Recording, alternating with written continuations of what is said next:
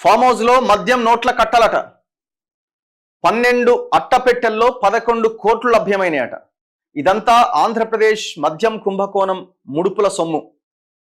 మరి హైదరాబాద్కి ఏంది లింక్ అంటే, హైదరాబాద్లో లీడర్లంతా కలిసే ఉంటారు కదా దొంగలు.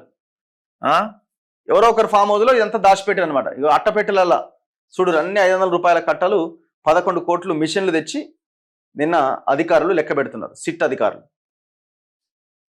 హైదరాబాద్ శివారులో ఉన్న డెన్లో భద్రపరిచిరట రాజ్ కెసిరెడ్డి. వరుణ్ వాంగ్మూలంతో గుట్టు రట్టయింది. అర్ధరాత్రి సోదాలు జరిపి స్వాధీనం చేసుకున్న సిట్. ఫోటోలు చూడండి ఒక్కసారి. ఏపీ మద్యం కుంభకోణం కేసులో కీలక పరిణామం. జగన్మోహన్ రెడ్డి పాలనలో వైసీపీ మద్యం ముఠా కొల్లగొట్టిన ముడుపుల సొత్తులో 11 కోట్లు సిట్ అధికారులు సీజ్ చేశారు. హైదరాబాద్ శివారు శంషాబాద్ మండలం కాచారంలో ఉన్న సులోచన ఫామ్ హౌస్ లో ఈ అక్రమ సొత్తు స్వాధీనమైందట. ఈ కేసులో భారీ ఎత్తున నగదు పట్టుబడడం ఇదే మొదటిసారి.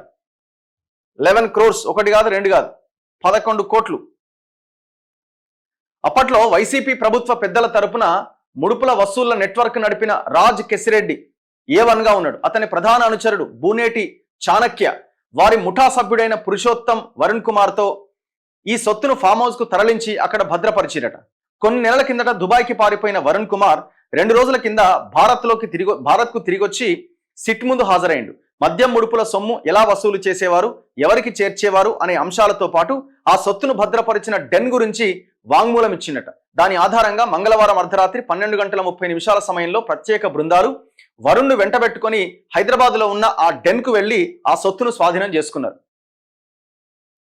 ఎన్నికల్లో ఓటమి తర్వాత తరలించినట. అత్యధికంగా ఆర్డర్లు పొందిన డిస్టిలరీలు, మద్యం సరఫరా కంపెనీల నుంచి 3,500 కోట్లకు పైగా ముడుపులు వసూలు చేసిన వైసీపీ ముఠా ఈ అక్రమ సొత్తంతా తొలుత హైదరాబాద్ తాడేపల్లిలోని 7 డెన్లలో భద్రపరిచి వివిధ మార్గాల్లో అంతిమ లబ్ధిదారుకు చేర్చింది.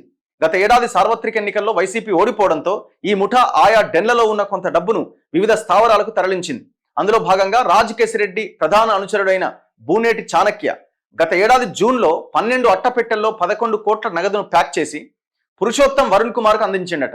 వాటిని శంషాబాద్లోని వర్ధమాన్ ఇంజనీరింగ్ కాలేజీలో పరిపాలనాధికారిగా పనిచేసే ముత్యాల వినయ్ కుమార్ రెడ్డికి అప్పగించాలని ఆదేశించిండట. అట్టపెట్టెల్లో డబ్బులున్న విషయం వినయ్ కుమార్ రెడ్డికి చెప్పొద్దని వరుణ్కు నిర్దేశించిండు. 2 నెలల తర్వాత గత ఏడాది ఆగస్టులో సిఐడి అధికారులు వరుణ్ను విచారణకు పిలిపించారు. అప్పట్లో అతను నోరు విప్పలే. ఈ కేసు దర్యాప్తు కోసం ఏపీ ప్రభుత్వం ఫిబ్రవరి 5న సిట్ను ఏర్పాటు చేయడంతో వైసీపీ ముఠా అప్రమత్తమైంది.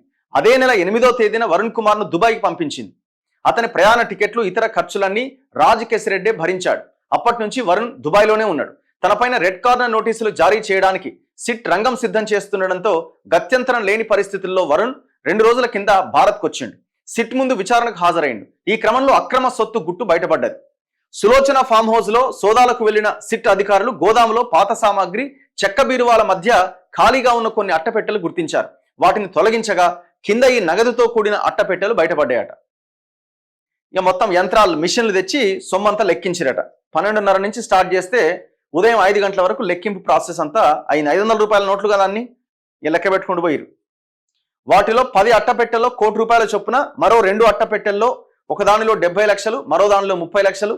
ఈ నగదంతా 500 రూపాయల నోట్లు, 200, 100 రూపాయల నోట్ల కట్టలట. అన్ని సీజ్ చేసి విజయవాడలో ఉన్న సిట్ కార్యాలయానికి తరలించిరట. ముడుపుల సొమ్ముకు 3 అంచెల భద్రత. వర్ధమాన్ ఇంజనీరింగ్ కాలేజ్ ప్రధాన ద్వారం వద్దకు సిట్ అధికారులు చేరుకున్న విషయాన్ని సీసీ కెమెరాల్లో గమనించిన కళాశాల యాజమాన్యం వెనక గేటు వైపు నుంచి నగదును, కొన్ని పత్రాలను బయటకు తరలించిందట. ఈ కళాశాల యాజమాన్య తీగల విజయేందర్ రెడ్డి కాలేజీకి ఎదురుగా తన తల్లి సులోచన పేరిట ఫామ్ హౌస్ ని, అందులో విలాసవంతమైన అతిథి గృహంతో పాటు గోదాం నిర్మించిందట. ఇవి దొంగన ఏమనాలి వీళ్ళని? వీళ్ళు కాలేజీలు పెట్టుకొని చేసే దందాలు ఇవి.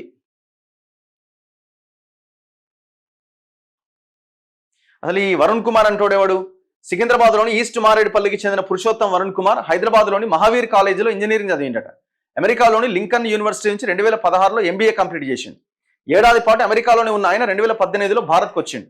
రాజ్ కెసిరెడ్డికి ప్రధాన అనుచరుడు. మద్యం ముడుపుల వసూళ్లలో కీలక పాత్రధారి బూనేటి చాణక్య, వరుణ్ ఇంటర్లో క్లాస్మేట్స్ అట. ఆ స్నేహంతో చాణక్య వరుణ్ను అదాన్ డిస్టిలరీస్ లో ఆపరేషన్స్ మేనేజర్ గా నియమించిండు.